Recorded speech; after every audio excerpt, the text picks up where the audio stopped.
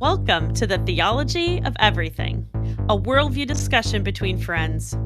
Join the conversation on a variety of topics as your hosts explain how to recognize the perspectives we encounter within church and culture.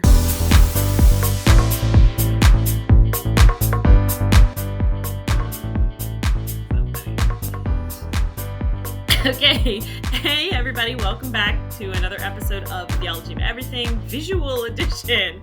I'm going to apologize right out for my hair. I'm going to go get it cut tomorrow.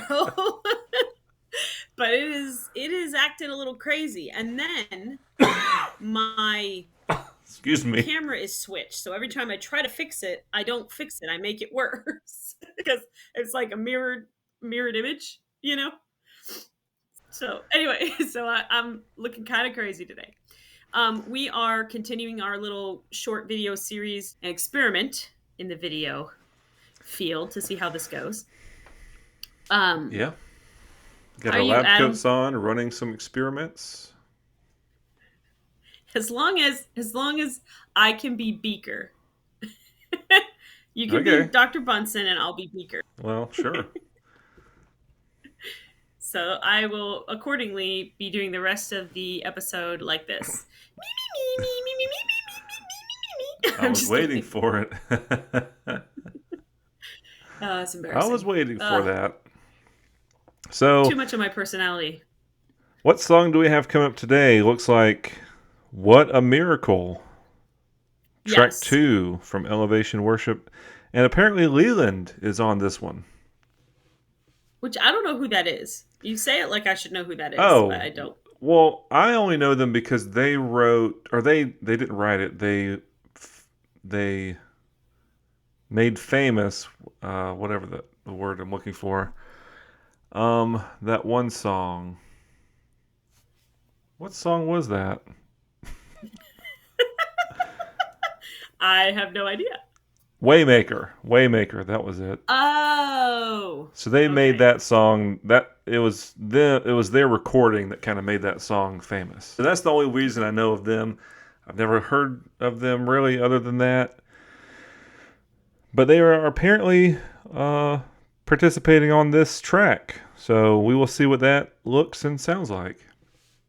Yeah. I will say, just a quick scan over the lyrics.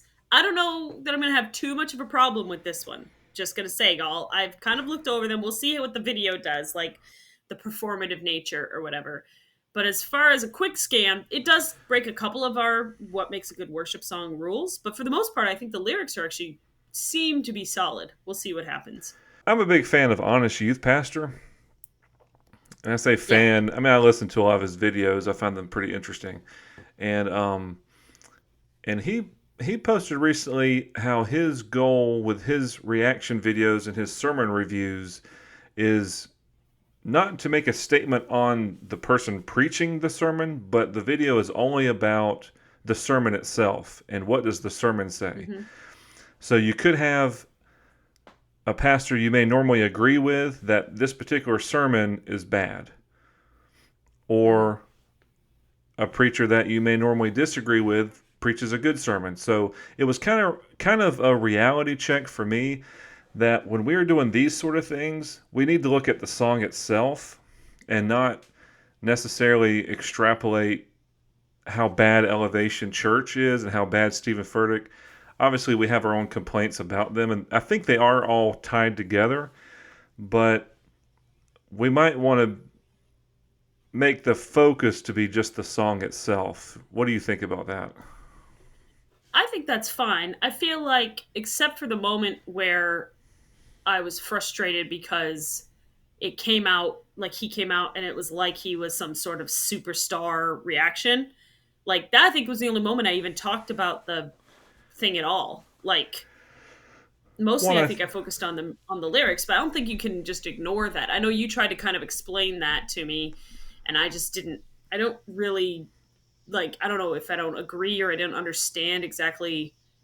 Like, that to me is still very, like, the song itself wasn't worshiping God anyway. So it's at least on a song where it's not about God, we're having this celebrity moment. Fine. But yeah, I didn't agree. We disagreed on that. So, but I'll try to do better if you think that's something that I'm doing to be wrong or whatever. Like, Well, I'm not but I saying you're doing anything wrong. I think in that case, it was appropriate to discuss it because it had to do with that song and the video that we're watching. okay. I'm just thinking in my mind, I don't want to bring in all the things that I know about the church itself and all the teachings that they have that aren't necessarily related to the song. That I guess that makes sense. It's just a thought. We can see how it Yeah. goes. It's not Well, like it's a I rule. wouldn't want to. Yeah, I wouldn't want it to come across like we're just being jerks to be for the sake of being jerks. Like we have a purpose for what we're doing. So Yeah, that's all I meant by it. So yeah. yeah. Or I guess I should explain my hair because I mentioned it. Yeah, you could say something brief because it did just change Okay. suddenly. Okay. Yeah. Okay. I'm sorry, y'all. My hair was driving me nuts. So it's not much better, but at least it's not in my face. So I'm ready. Are you ready, Adam? I'm ready. Let's do Okay. this. Let's do Adam's is this. like my coif is perfect. I don't need to change anything. All right, let me. Okay.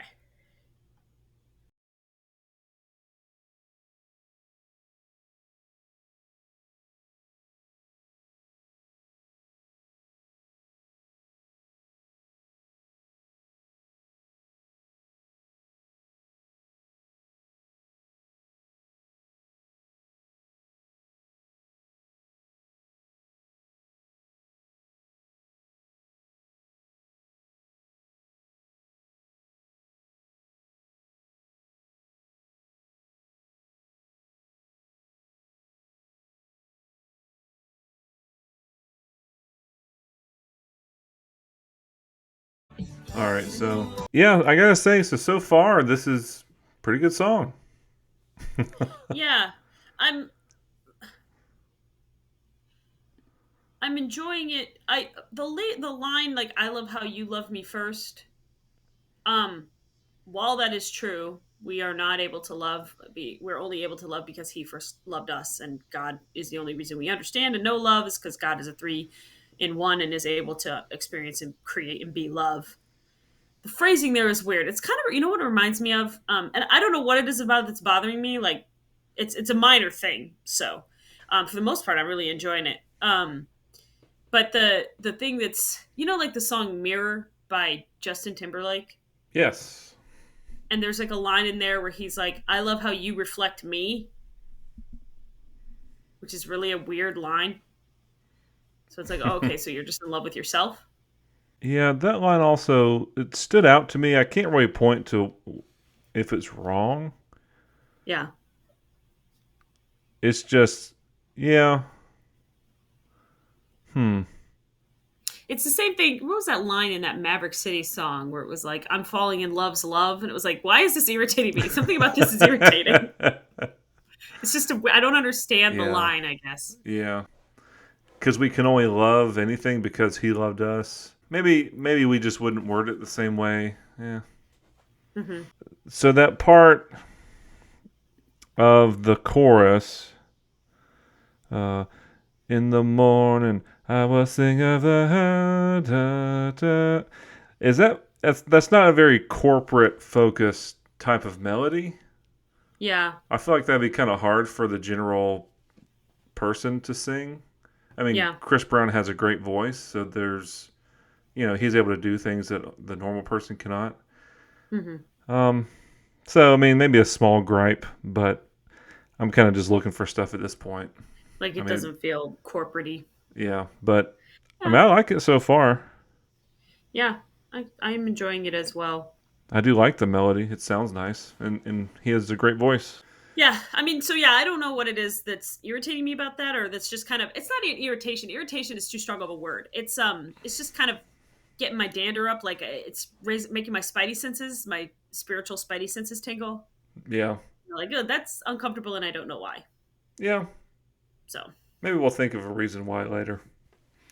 or maybe not. Maybe somebody who watches this will be like, "Oh, I know exactly what you're talking about, and here's the scriptural explanation," and I will be like, "Thank you very much," Yeah, because I don't have it, and I would yeah, like it. That would be great.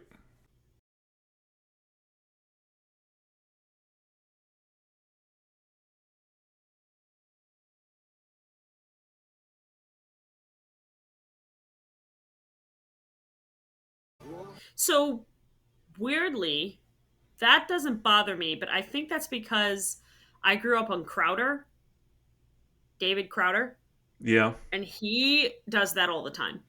The like, has he saved you? Has he set you free? Like asking you questions that the lyrics answer, but not in an Oh, annoying way. I see. Yeah, this is a little different.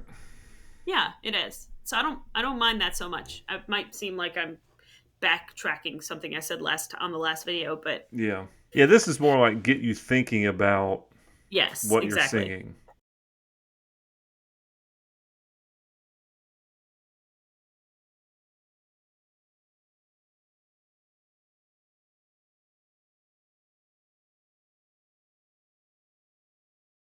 Okay, wait.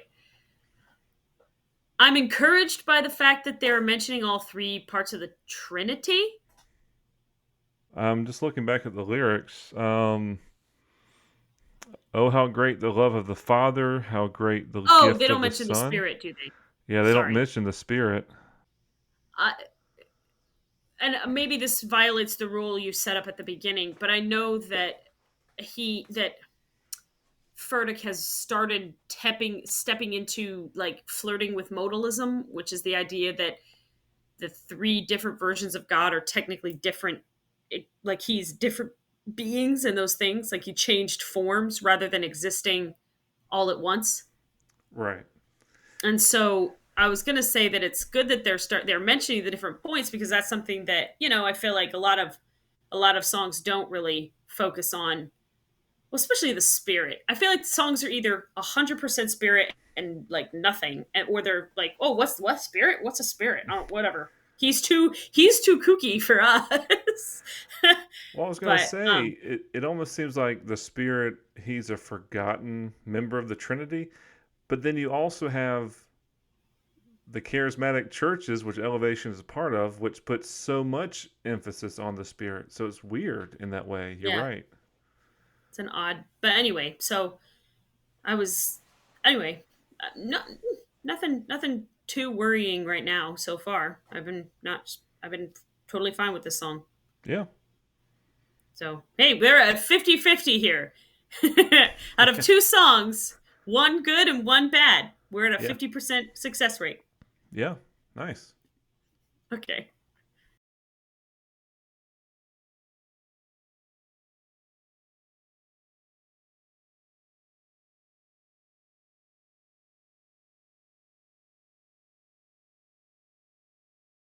All right.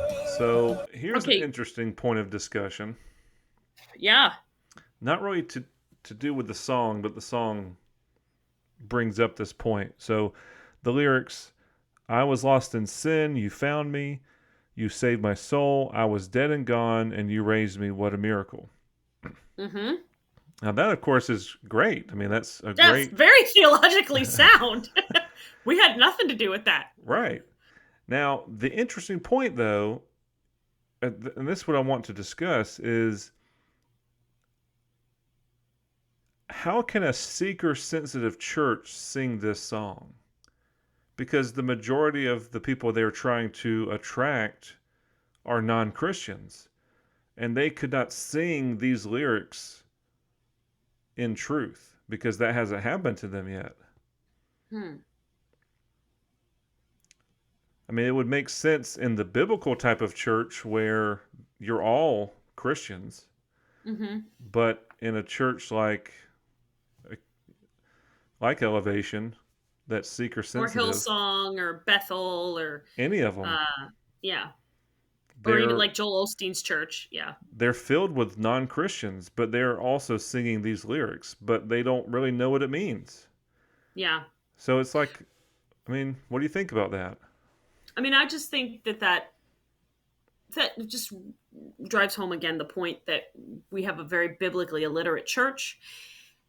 But some of that is on us because what's the chain and what are the chains in Romans where it says how can they not know if they're not taught? And how can they be taught if they're not preached? And then how can they be preached if they're not sent? Like that we are failing in our discipleship duties. There's a really widespread swath of Christian churches that say that it's, you just have to do the sinner's prayer and you're saved, you're in. And that's just not the case. Like I think the sinner's prayer, quote unquote, is a part of it, obviously. But, well, my theology will start to show a little too much if I go any further. But I just think that, I think that's, I mean, I guess we could say we hope that if they do read these lyrics or sing these lyrics, they actually think about them and are not just wrapped up in the moment and the experience, that maybe they be like, what does that even mean? Like, if they get I don't know if Elevation says, hey, we got these lines from the Bible, or that they make a point of putting any verses. Like one of my favorite artists for a long time, I don't listen to him as much anymore, but Stephen Curtis Chapman, man, from in the 90s to the 2010s, I have all his albums. And he puts scripture verses underneath the titles in the lyric sheet so that you can know exactly where he got the thoughts he was using in his lyrics. Yeah. So I'd be curious to know if you ask them, like, what are the verses that you pulled this from? Because it's very clearly theologically sound. Yeah. Yeah, I guess that would just be the prayer, would be that we pray that somebody who's singing this would think about those lyrics and be like, that's an interesting thought. I've never heard them say that about me before in this church or from this pulpit. Yeah. So, anyway. All right. Okay. Yeah.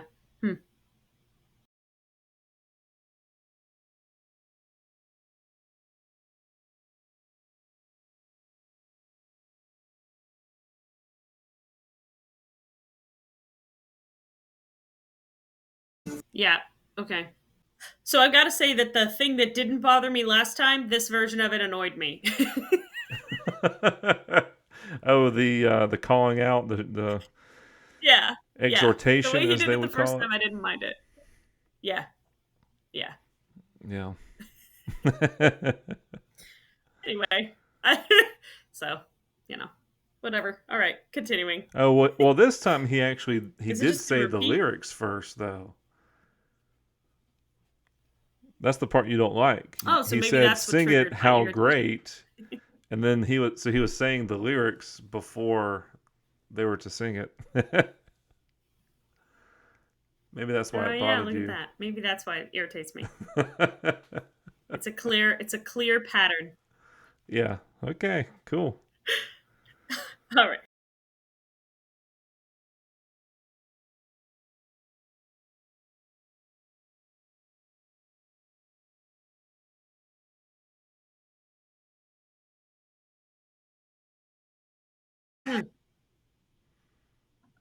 Okay. So all in all, not terrible. I didn't mind that one. Yeah. No, me either. Me either. Okay. Cool. That's pretty good.